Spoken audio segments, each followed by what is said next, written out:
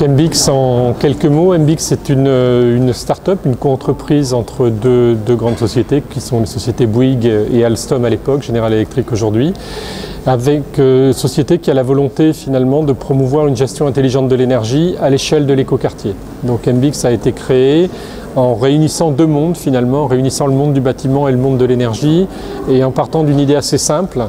qui est que finalement la gestion énergétique ne doit pas forcément être entièrement centralisée et ne doit pas non plus se limiter à une vision bâtiment déconnectée de son environnement. Donc on a pensé que la maille du quartier pouvait faire sens, et ce que fait MBX en un mot, c'est fournir une activité de conseil pour la mise en œuvre de cette mutualisation énergétique à l'échelle du quartier,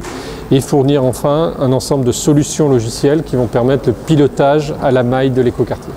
La Smart City, c'est plutôt un effort d'échange, de communication, de compréhension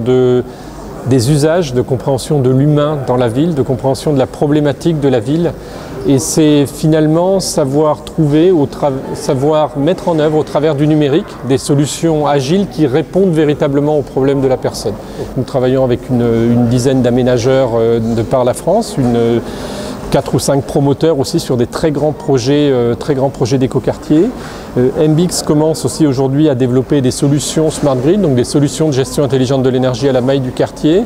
Et MBX a la volonté de partir de l'énergie pour étendre ces solutions justement à la Smart City, c'est-à-dire couvrir des domaines connexes à ceux de l'énergie.